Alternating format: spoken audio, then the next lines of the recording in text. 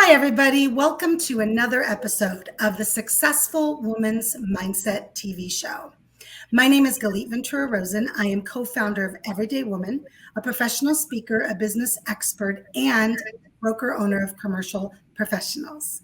One of the things I love doing more than anything with our new channel, Everyday Woman TV, is having women that are making a positive impact in the world, inspiring others. And this virtual world has given me the opportunity to connect with so many women I haven't even had a chance to meet in person. And Erica Latrice is one of those people. Welcome, Erica. Thank you for having me. I'm so excited to be here. Yes, and I love your background. It's so zen. You did Thank such a you. good job with that. Yeah, it's absolutely beautiful. I love it. So I'm going to share a little bit about Erica, and then as we discuss our topic today, the mindset of an influencer, we'll get to learn a lot more about her. So stick around. Erica is on a mission to help you understand your purpose and live the life that God has created you to live, which I love that. She's been featured in the Huffington Post, Prevention Women's Day, and many other media outlets, empowering others to stop playing small and start living their dreams. She's a speaker, a published author, and has served as a media expert on platforms alongside some of the top producers in television, radio, print, media, worldwide. And I love that Erica's so passionate about what she does. And her soft spot is also women. We have that in common. We love, love, love. I know Erica also comes from a world like me in the past, mostly, and also currently, because a lot of us have our businesses still where it was very male focused. And it's so nice that someone like Erica as well is so interested in saying, hey, we got to show women how to be successful too. So welcome, welcome. Yay. Yes. Thank you for the introduction. I always love, I say this to you, I just love your energy, your vibe. Like it's just so warm and welcoming. I told Erica before we got started that this is the week where hearing that, first of all, always hearing that makes me feel so good because you don't always know what impact you're having on others from the outside because you're not in contact with everybody every day that's seeing you and watching you. So Erica saying this to me meant the world to me because this week I'm human. I'm like, what am I doing? Should I be doing this? Am I on the right path? And asking God for guidance. And what does he do? Brings me people like Erica that says, yes, yes, keep doing it, keep doing it. So Erica, let's jump right into your topic, the mindset of an influencer. Talk to us about that. And let's share with everybody listening and watching today how they can have the mindset of an influencer. Yes. Well, I love the concept of the successful woman's mindset. And when I think about success, I know that many people reach to find that viral factor about themselves or how do I become this influencer? How can I create change? How can I lead an effective movement? And I come across that all the time because I work with women to turn their message into a movement and men as well. Not really a lot, but I'm what the I same way, find, same way. right? There's a mindset that goes along with that. And there are so many keys that I've seen just from myself, like making an impact, but also just observing like people that I deem successful, that have been mentors, clients that I've found to be the most successful ones. They just have an approach to their influence. And I really do believe there's an influencer mindset. Oh, yes. And let's talk about the meaning of influencer because sometimes when people hear that, especially the younger generations, they immediately think of just somebody, and I don't mean just, but someone that's online and taking selfies all day long and posting about brands and not really what we're talking about, even though all of that is stuff that you and I do too. And there's nothing wrong with that. But let's talk about what your definition of an influencer is. Yeah, so the Erica definition of influencer, I think that influencers are servants first. So a lot of times where people are looking for followers, I feel like influencers are servants and they create change and they build things that are worth following, but they do it by example and by just being go-givers, adding so much value that people can't help but want to get on board with what, with what they're sharing and what they're bringing to the forefront. I love the way you explain that definition because I know that you're living that every day. So I would love for you to share with everybody watching and listening the kind of things that they themselves can be doing within their lives to be an influencer? And then the second piece is, let's talk about the characteristics of the mindset associated with that. That's so good. So one of the things that I would think about to be an influencer, there are so many things. So you might have to like pace me on this, but it's definitely beginning with the end in mind, as we hear a lot, like having a vision for it.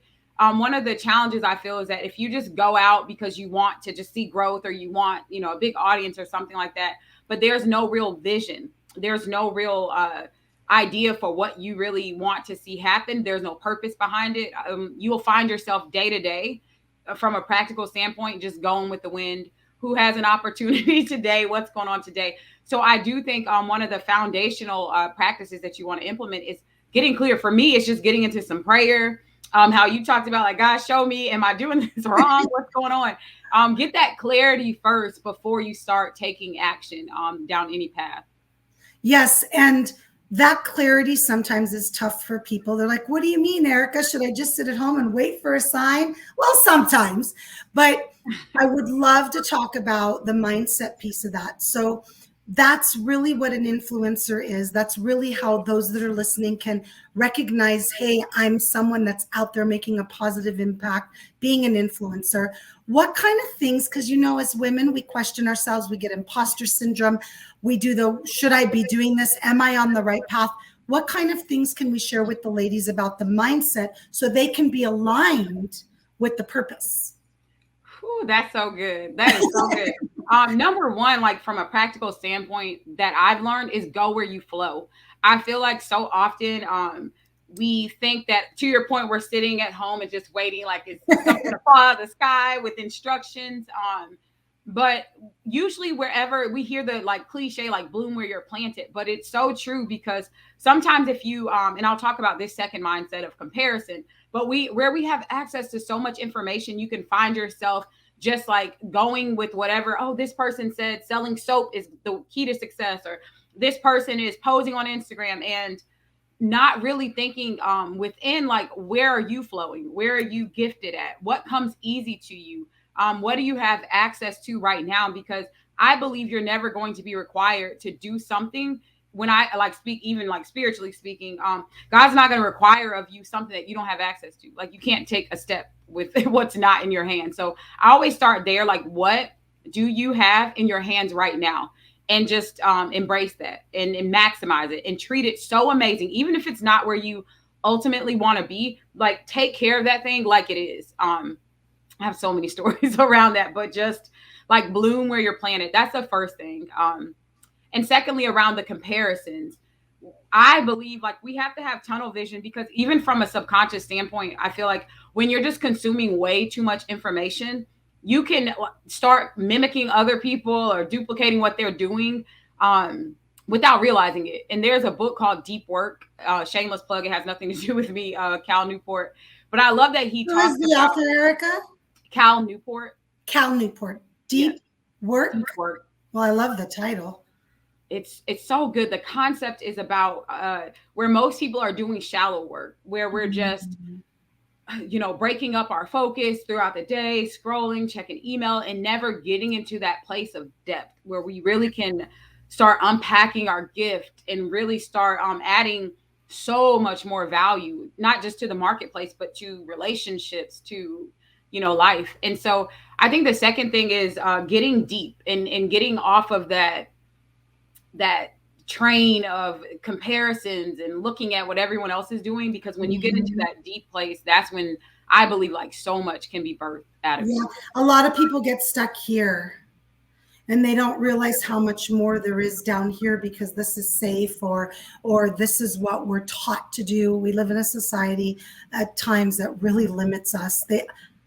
I think that our schooling, for example, Erica, I said the other day, I went to school to get my bachelor's degree in business, and I don't remember having one entrepreneur class, and I have a bachelor's in business. I went and I got my master's. I don't remember having one entrepreneur class.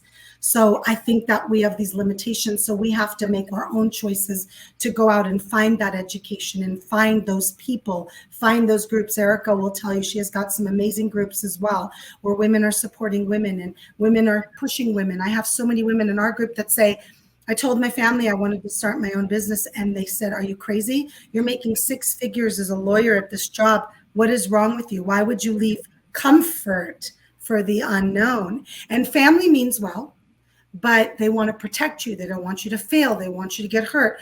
And so I think a lot of what you're talking about, that deep work, is really the, what do I want? What do I see my life being like? What do I think that I want? And all of that relates to being an influencer, because then you turn around and you share that with other people and you teach them. And you make sure they follow a different path. So I love that you brought that up. I think it's such an important piece. And the mindset of an influencer for me is so much of everything that you shared and also what you embody.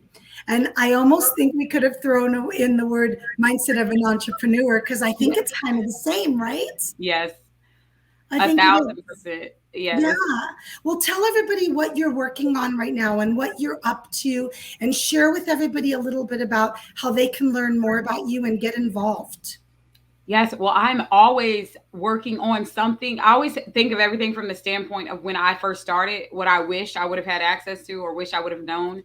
So right now I have an Amplify Her amazing community. It's called Amplify Her, where I just provide like a lot of resources, free value just up front, because I feel like some of these things, it's just one small mindset shift that if we just, shifted that thing before you even take a leap to hire your first 5 to 7 coaches, like sometimes it's just getting that quick, well, not quick.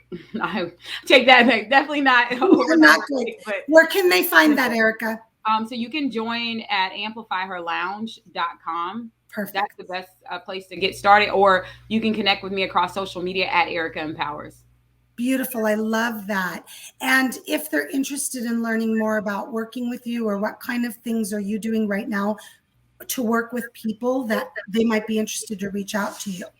Yes. Well, the best way to get started is through that lounge.